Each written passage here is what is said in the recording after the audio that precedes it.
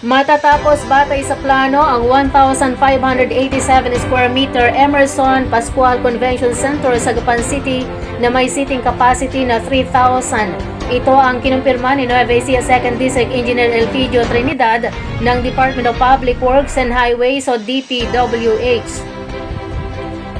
Phase by phase ang pagbuo sa nasabing pasilidad na magsisilbing isang versatile venue para sa mga malakihang aktibidad kabilang ang mga conferences, affairs at cultural gatherings ng bawat yugto ay ididisenyo upang mapahusay at mapagsilbihan ng mas mainam ang komunidad ng Gapan City at ang mga karatig na lugar nito.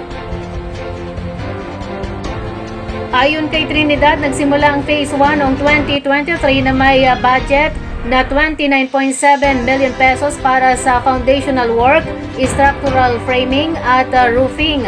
Habang ang Phase 2 ay nagsimula ngayong taon na may budget na 9.9 million pesos na kinabibilangan ng floor at wall finishing, ceiling at pag-install, pagpipinta at pagdaragdag ng mga tempered glass na pinto at bintana. Samantala, sinabi ng Assistant District Engineer na si Robert J. Panaligan na ang pagkumpleto ng Convention Center ay magpapahusay sa kapasidad ng Gapan City na mag-host ng mga makabuluhang selebrasyon at aktibidad ng komunidad na magpapatibay sa tungkulin nito bilang isang pangunahing lokasyon para sa parehong mga lokal at regional na pagtitipon. Bukod pa rito, binanggit ni Panaligan na ang isang nakaplanong Phase 4 ay kasangkot sa pagtatayo ng isa pang gusali sa loob ng paligid na naglalayong higit pang palawakin ang mga kakayahan ng pasilidad upang mapaunlakan ang mas malaking pagtitipon at aktibidad.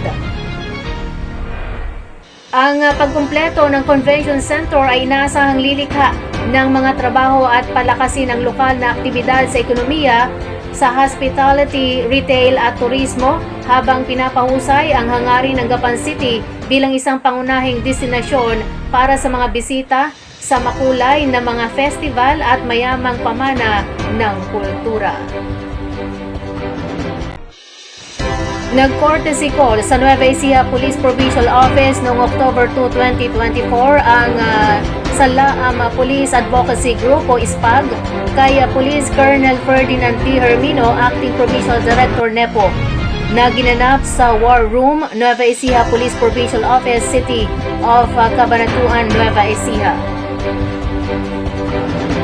Sa pamamagitan nito, mas makikilala ng grupo ang bagong talagang Acting Provincial Director at malaman na rin ang mga programa at plano ng PNP sa pamumuno ni Hermino. Ang nasabing aktibidad ay naglalayon na palakasin pa ang pagtutulungan at mahigpit na koordinasyon sa pagitan ng PNP at mga Muslim communities sa loob ng lalawigan, na higit na magpapaunlad sa mga relasyon sa paggawa at mapanatili ang kapayapaan at seguridad sa loob ng lalawigan. Ang isa sa mga tungkulin ng Salaam Police ay magsagawa ng malapit na pagsubaybay, networking at pakipag-ugnayan sa mga Muslim communities sa pagtugon sa terorismo at walang karahasan sa kanilang mga lugar upang matiyak na ang mga Muslim ay hindi nadidiskrimina, inaapi o pinipili. Inaasahang malaki ang maitutulong ng bagong gawang flood mitigation structures sa mga residente ng Barangay Pag-asa sa Talavera, Nueva Ecija dahil magsisilbi itong harang sa pag-apaw ng Talavera River na siyang nagiging sanhi ng pagbaha sa lugar. Ipinatupad ng Nueva Ecija 1st District Engineer Office o DEO ang 266 meter na istrukturang ito ay idinisenyo upang protektahan ang komunidad at ang kapaligiran.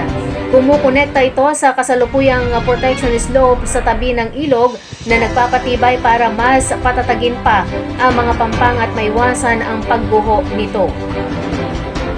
Binigyang diin ni District Engineer Osias A. Santos na ang lugar ay partikular ay prone sa pagbuho sa panahon ng malakas na pagulan at pagbaha na magdudulot ng malaking panganib sa kaligtasan at kabuhayan ng mga lokal na residente.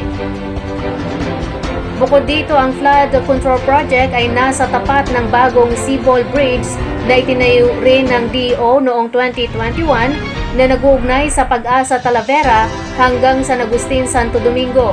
Mula nang matapos ito, ang tulay ay nakatulong para lumago ang mga lokal na negosyong pang-agrikultura na napapanahon at kapaki-pakinabang para sa komunidad upang mabawasan ang pagbaha. Binanggit din ni Engineer Santos na ang DEO ay patuloy na maglalaan ng mga pondo sa mga darating na taon upang matiyak ang patuloy na pagtatayo ng mga flood control projects na nagpuprotekta sa mga kalapit na residential at commercial na mga lugar mula sa potensyal na pagkawasak na nauugnay dahil sa baha. Ang proyektong ito ay may kabuuang budget na 71.6 million pesos na pinondohan sa ilalim ng 2024 General Appropriations Act at nagmula sa Regular Infrastructure Program ng Departamento.